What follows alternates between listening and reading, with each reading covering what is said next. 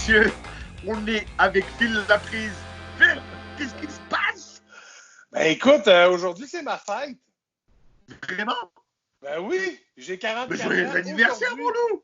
Ben merci beaucoup! Comment ça, 21 ans? Ah, ça se sent super bien. Pour de vrai, je suis un peu fort, mais bon, tu sais, je me sens... C'est comme un fromage, hein. Plus il est vieilli, mieux c'est. Hein. C'est comme... Non, ça va bien. C'est une belle journée, je suis content parce qu'il fait beau. Fait que je vais pouvoir aller en vélo et faire des affaires parce que j'ai souvent... À chaque fois que c'est ma fête, je fais le nombre d'âges en kilomètres en vélo. C'est con, hein? Oh, wow! Ouais. Fait qu'aujourd'hui, je fais C'est 44 cool, ça. kilomètres. Mais sinon, ça Tu va as super bien. 44 ans? Tu ne Ouais. les fais pas, Ben. Non, ben ça, c'est les dodus, hein? Tu sais, toi, t'as un peu les cheveux blancs sur le côté. Ouais, J'ai vu ça ça se l'autre fois, trahit, le ça. petit film.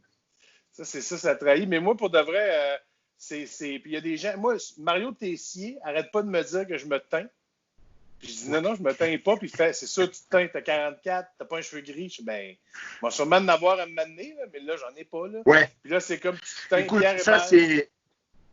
c'est génétique. Mon père, il avait la tête pratiquement blanche à 25-30 ans.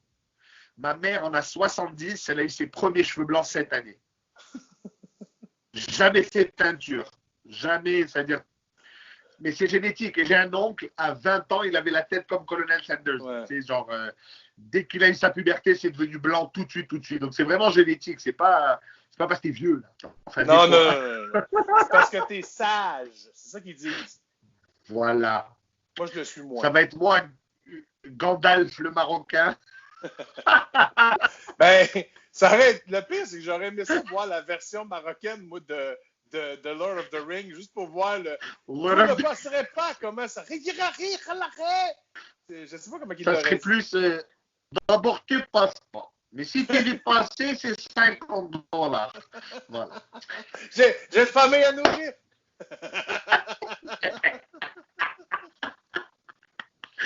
Mais alors, Phil, raconte-moi comment ça se passe ton confinement, ta quarantaine. De quoi ça a l'air à la prise en quarantaine? Ben écoute, c'est drôle, ça va quand même bien. Tu sais, c'est sûr que je travaille quand même beaucoup. Je suis chanceux parce que j'ai un show qui s'en vient à Z cet été et l'automne prochain. Fait que je suis en train de tranquillement avec l'équipe d'auteurs d'écrire tout ce show-là, puis de le faire pour qu'on puisse être capable, si possible, de le tourner en juillet. Ensuite, est-ce que tu peux nous parler de ce que c'est un peu la thématique ou tu n'as pas le droit encore? C'est pas sorti encore, mais tu sais, j'anime un show extraordinaire qui est une. Comment je pourrais dire? C'est une rencontre avec deux humoristes qui se connaissent depuis vraiment longtemps.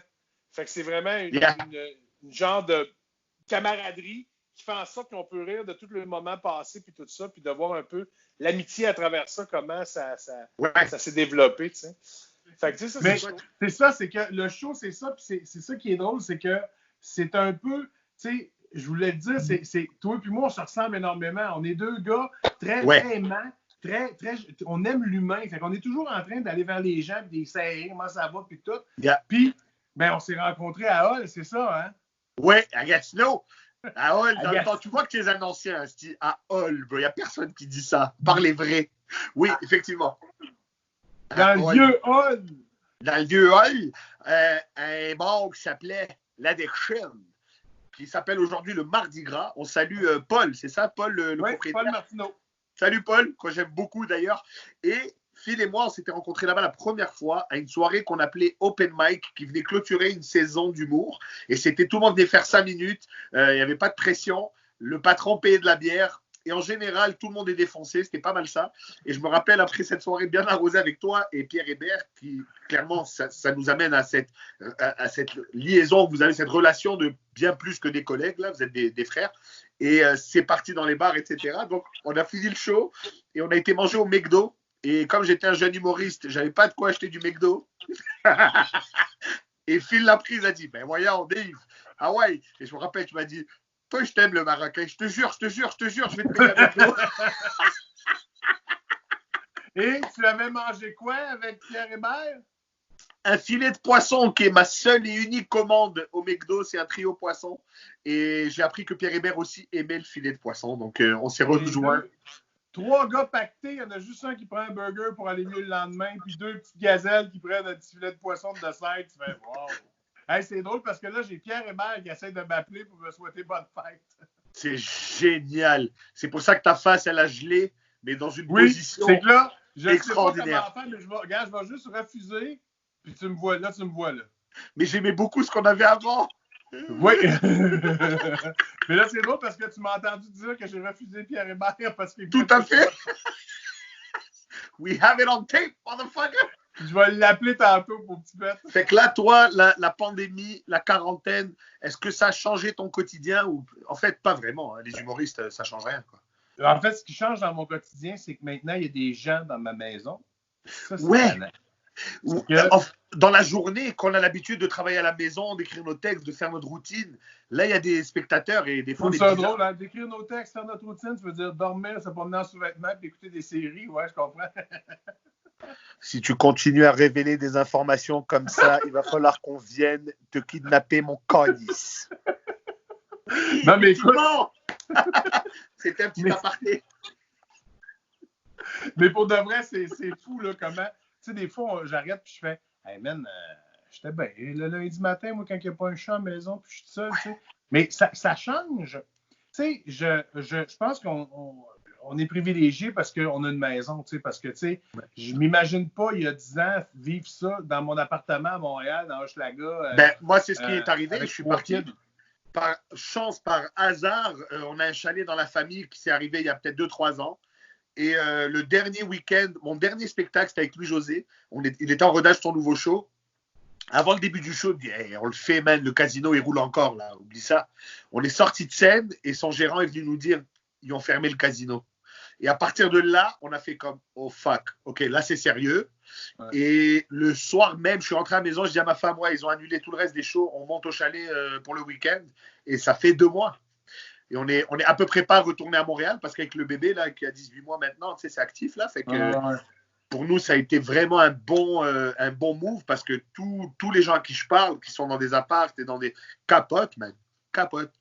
Ah non, c'est quelque chose, pour ces familles-là, des fois, j'ai une pensée en disant, Colin, c'est pas évident. Tu penses même en France, qui sont 6-7 un par-dessus l'autre dans des affaires. Ouais. Qui a une maison à Paris? Personne. Ouais, personne. Ils ont 2 pieds par 2 pieds de terrain, ils doivent avoir du fun encore. Mais, et ça leur a coûté 2 millions de dollars. Ouais. Ça aussi. Mais tu sais, c'est ça. Je trouve qu'on ça va bien. Tu sais, c'est sûr que pour tout ce qui est spectacle, tout ça, je trouve ça plate. Je m'ennuie énormément. J'ai vraiment hâte de retourner faire des shows. Puis, tu sais, j'ai comme mon côté de moi qui fait mais Kim, quand est-ce qu'on va refaire des shows? Tu sais, je n'irai pas faire mon show à Drummond 8 fois dans la journée pour les billets qu'il y a là. Pour le, tu sais, c'est comme, j'ai hâte de voir qu'est-ce qui va se passer. Quand est-ce qu'on va avoir le go, tu sais? Et même, moi, ce que je suis en train de me dire, c'est qu'au-delà du go gouvernemental, officiel, etc., plus ça dure, plus ça imprime des choses dans la tête des gens. Tu vois, moi, mes parents, ils étaient... ma mère, pour ses 70 ans, elle bouquait une croisière en Europe cet été. Là. Ils partaient pendant 2 mois. Tu sais, aujourd'hui, je ne suis même pas sûr si elle va aller au centre d'achat une fois que tout ça, c'est fini. Là. Ouais, c'est ça. Pas parce que c'est dangereux. Man, à 70 piges, elle ne va plus prendre le risque. Là. Tu comprends ce que je veux dire? Donc, comment ça a modifié la tête des gens? Ça, personne ne peut le mesurer encore. Et d'un autre côté, moi, je me dis, l'humour au Québec est tellement... bien établi, reconnu pour ce que ça fait. On entend les phrases de « Ah si, j'irai voir un show d'humour, là, ça me ferait du bien ». Les gens sont conscients de ça. Donc, je me dis, est-ce qu'il y aura ce « Ah, fuck it, ça fait 2 mois, là, on en a besoin ». Ça, mais on ne le sait pas. J'ai l'impression que ça va prendre un vaccin ou ça va prendre quelque chose. Parce qu'effectivement, quand ça va être fini, cette histoire-là, les gens vont avoir besoin de rire, puis de voir d'écouter de la musique. Puis complètement. Ils vont vouloir sortir, puis ça va être... J'ai l'impression qu'il va y avoir peut-être 2 booms. Peut-être un boom, malheureusement, de séparation, puis peut-être un baby boom aussi. Parce que d'habitude, après une guerre, après un événement de même, c'est là qu'il y a un baby boom qui arrive de quoi que là, tout le monde se laisse aller. Fait que je pense qu'on va s'enligner là-dedans. Moi, j'ai l'impression que ça va ressembler à ça. Et ce qui me rassure ou me conforte, si tu veux, là-dedans, c'est que c'est terrible ce qui est arrivé, et ce qui arrive, c'est vraiment terrible, mais ça a été comme une gifle de choses essentielles. Moi, tu sais, là, je passe du temps avec mon kid. Dans 6 mois, tu me dis, Nive, tu pars 3 mois en tournée sans revenir. J'ai une discussion que j'aurais peut-être pas eue il y a 2 ans. Tu sais. Alors, ça revient à ça et on réalise qu'on est on est vraiment des animaux sociaux. On a besoin des gens et là, ça se confirme de plus en plus. Alors, moi, ça me rassure parce que je trouve qu'on revient aux valeurs de base quand même de ce qu'on est. C'est au-delà d'où tu viens, qui tu es, qu'est-ce que tu fais. Là, ça a épargné personne. Les riches, les pauvres, les bruns, les verts, les jaunes. Là, je veux dire, man, on est tous sur un pied d'égalité et c'est pas arrivé depuis 200, 300 ans, 400 ans, je sais pas. Ouais. Qu'on a tous été mis flat, là. J'espère qu'on va en garder des grandes leçons, que j'espère qu'on va faire, OK, oui, on va faire ça. Évidemment, il y a une gang de jambons qui ne changeront jamais. En espérant que nos dirigeants le voient comme étant un gros changement positif, puis de comprendre que, hey, l'écologie, ben, je pense que c'est important, moi. Hey, puis tu sais, je pense que ça, c'est important. Puis tu sais, l'éducation aussi, on le voit que c'est important parce que là, on le voit qu'il faut s'occuper de ces enfants-là. Puis hey, les CHSLD, on va-tu le régler, le problème? Tu sais, je ne sais pas si tu as écouté Legault hier, mais Legault, il disait, et ça m'a fait beaucoup réfléchir, il disait c'est une décision de société qu'on a faite des CHSLD. Parce qu'il dit, tu sais, dans d'autres pays, en fait, c'est juste au Québec qu'il y a ça. Oui. Là. Les autres pays, là, ils gardent leurs parents à la maison, puis ils les gardent jusqu'à temps qu'ils s'en aillent, puis ils s'occupent d'eux autres. Avec fierté. Ben oui, puis tu fais, Caroline, c'est vrai, c'est plus que nous autres, on dirait qu'on. Je ne veux pas dire qu'on les entasse. Mais pourquoi on cherche si loin? C'est au Québec même. Il y a moins de 50 ans, les grands-parents vivaient dans la maison avec tout le monde. Il y avait une maison.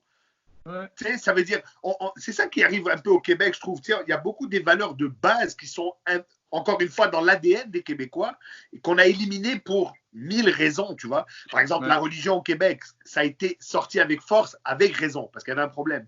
Mais il y a eu un vide de spiritualité qui sont des valeurs clairement québécoises, qui sont des valeurs judéo-chrétiennes, là, imbriquées dans la tête des gens, tu vois. Donc, ça en fait partie, je pense. Et nos aînés, bien évidemment, tu vois, la façon de consommer aussi, tu sais. C'est pas vrai que ou la façon de travailler. Il n'y a plus personne, un patron qui peut dire à quelqu'un « Ah, c'est pas vrai que tu peux rester 2 jours chez toi avec ton kid, j'ai besoin de toi au bureau. » Qui va dire ça aujourd'hui? Il n'y a personne qui va dire ça. Puis tu sais, en même temps, c'est correct parce que en faisant ça, ben, on le voit, là, il n'y a plus de trafic. Il n'y a plus rien. Il n'y a plus de. Tu sais, je veux dire, écoute, c'est drôle parce que, je ne sais pas si tu as remarqué, mais les animaux reprennent leur place. Tellement. Tu sais, c'est drôle parce que j'ai vécu de quoi, je ne sais pas si c'est. Mais on est allé avec mon fils à son école, dans sa cour, pour voir d'autres amis, juste pour jaser. Tu sais. Puis maintenant, on dit OK, ben, on s'en va. Puis là, on repart, puis il y a un écureuil qui se met devant nous autres, puis qui fait. Puis là, comme si je le dérangeais. Ou comme s'il disait, même moi, j'ai. Puis c'était comme un petit, c'était pas un gros, c'était comme un jeune ado. Fait que c'est comme si c'était la première fois de sa vie qu'il voyait des humains. Qui étaient là. Hey, le gros, qu'est-ce que tu fais sur mon territoire? C'est mon école ici. Comme s'il avait repris sa place. Là, tu regardes, cette semaine, c'est à 440. Ils ont fermé la 440 parce qu'il y avait des cantons sur la 440. C'est incroyable. Il y a des oies à Montréal. Tu vois que les animaux font ah, ben, ils sont partis, yes, on va pouvoir en faire. Regarde, même en Italie, et ça a donné des mimes spectaculaires sur Internet, mais on a vu à Venise l'eau pas trouble depuis la première fois depuis 60 ans même, et ça aura pris 1 mois. Imagine maintenant, la prochaine fois qu'ils réouvrent les ports, là, par exemple, à Venise, ils disent OK, les bateaux de croisière, let's go. Vraiment, il y a eu des dauphins dans la Méditerranée. Ils ne les ont pas vus, ça fait 100 ans même. Ouais. Fait que toutes ces choses-là, tu ne peux plus passer à côté. Là, tu l'as vu. Tu sais, c'est comme il disait Eddie quand on était jeune. Si tu ne lis pas la Bible, ça reste une rumeur. Une fois que tu l'as lu, ben, tu le sais. Là, c'est pareil. On sait les effets. Là, on l'a eu, la preuve retentissante en 2 mois. Alors, imagine maintenant, on se met au sérieux pendant 1 an, 2 ans, 10 ans. Man. On sauve l'humanité, là, on sauve la planète au complet, là, tu sais. C'est fou. Et on sera capable de retourner faire des jokes, Chris, à drama. Écoute, Philippe, toujours un bonheur de te parler, mon gars. Merci. Tout le temps. Je te souhaite de rester protégé avec la famille et on continue de bosser. Je dis aux gens d'aller voir ton émission, Les Chroniqueurs, à laquelle j'ai participé online. C'est super cool.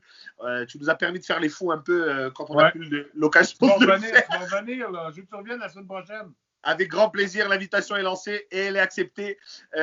Philippe Laprise, mesdames et messieurs, mon grand ami, mais surtout un homme extraordinaire. Merci d'avoir été avec nous. Je t'aime, mon pote. Je t'aime. Ciao, mon ami. À bientôt. Bientôt.